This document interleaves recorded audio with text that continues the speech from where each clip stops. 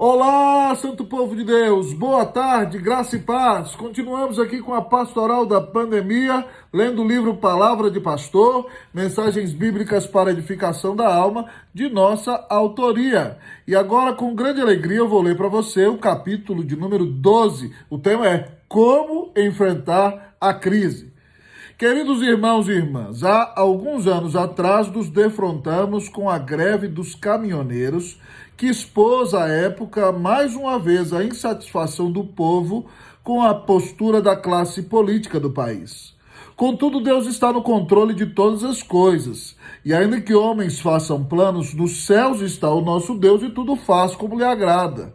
Nada acontece fora da vontade soberana do Senhor. Nossa missão como povo de Deus, tanto naquela crise dos caminhoneiros, na qual oramos, e nesta da pandemia em que estamos orando, nossa missão como povo de Deus é orar, orar e orar para que Deus tenha misericórdia de nós, como igreja do Senhor Jesus no Brasil. Que Deus tenha misericórdia de nós, pois lutamos para edificar a igreja de Cristo neste país, para que o nome do Senhor seja honrado sobre tudo e sobre todos. Há homens que pensam, irmãos, que sempre vão conseguir realizar a sua vontade neste mundo.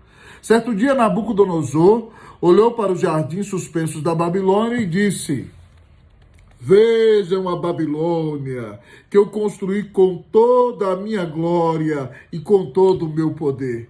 Em seguida caiu enlouquecido e foi envergonhado durante alguns anos para entender que quem governa a história é o Senhor nosso Deus.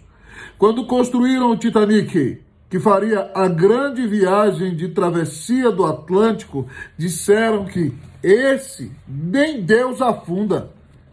E sabemos que esse grande navio não completou nem sequer uma viagem inteira.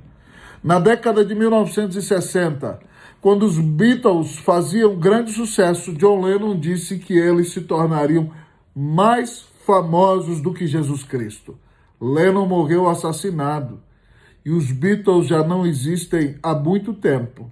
Mas Jesus continua sendo o soberano dos reis da terra, o Rei da Glória, o grande Deus, nosso Senhor e Salvador. Em dias tão difíceis em que vemos, amados irmãos, o país numa crise moral, política, econômica, sanitária e de valores, nos perguntamos: como enfrentar a crise? A Bíblia, no segundo livro das Crônicas, capítulo 7, versículos 13 e 14, diz o seguinte: Se eu cerrar os céus, de modo que não haja chuva, ou se ordenar aos gafanhotos que consumam a terra, ou se enviar a peste entre o meu povo, se o meu povo, que se chama pelo meu nome, se humilhar e orar e me buscar e se converter dos seus maus caminhos, então eu ouvirei dos céus, perdoarei os seus pecados e sararei a sua terra. Esse texto foi escrito à época em que Salomão edificou o templo e Deus desceu com glória. O Senhor sabia que o coração humano se desviaria. Deus fala a Salomão em sonho à noite, ensinando-lhe para que ele e o seu povo, no dia da dificuldade, saibam vencer a crise. Como vencer a crise? Em primeiro lugar, o texto diz: reconheça a disciplina do Senhor. Quando o povo de Deus peca, o Senhor fecha os céus, manda o gafanhoto sobre a colheita, permite que haja enfermidades no meio do povo, para que este entenda que quando Deus disciplina, Ele está demonstrando seu amor, para que o seu povo se volte para Ele. Os dias de crise no Brasil e de pandemia são dias de disciplina, não apenas para o país, mas para o mundo inteiro e, sobretudo, para a vida da igreja. Devemos revisar nossas atitudes como povo de Deus. Será que temos abençoado o Brasil?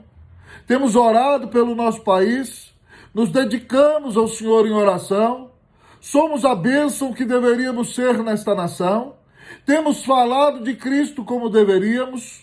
Que Deus tenha misericórdia de nós, irmãos, que busquemos a restauração do Brasil. Em segundo lugar, para enfrentar a crise, temos que reconhecer que Deus restaura.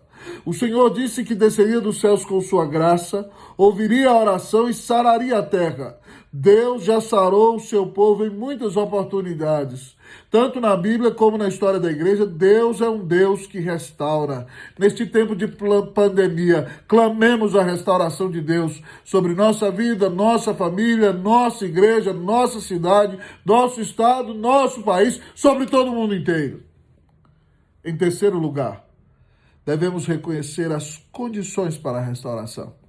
Deus diz que o povo que leva o seu nome, o povo da cruz, o povo que creu no Evangelho de Jesus, o povo que crê que Cristo é o Filho de Deus, deve se humilhar reconhecendo o seu pecado.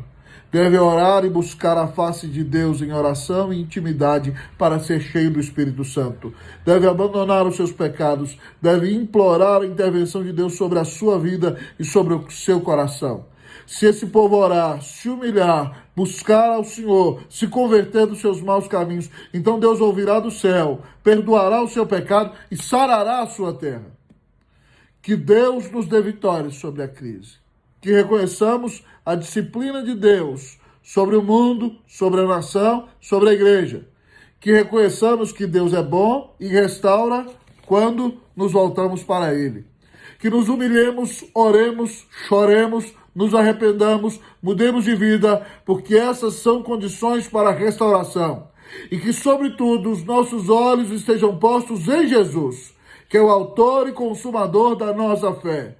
Pois ele enfrentou a maior crise, a crise da ira de Deus contra o pecado na cruz do Calvário, quando recebeu o preço do nosso pecado na cruz. Quando disse, está pago, nós os que cremos ficamos livres para que não enfrentemos a crise eterna. Que creiamos em Jesus e recebamos a vida eterna na presença de Deus. Que o Senhor te dê vitória sobre a crise neste mundo, para que você vença a cada dia, esperando a vitória sobre a crise eterna. Que o Senhor te abençoe em nome de Jesus. Que o Senhor abençoe a sua igreja, que o Senhor abençoe a tua família, que o Senhor abençoe o nosso país, que o Senhor abençoe o seu povo no mundo inteiro. Que Deus nos dê vitória sobre a crise, em nome de Jesus. Amém.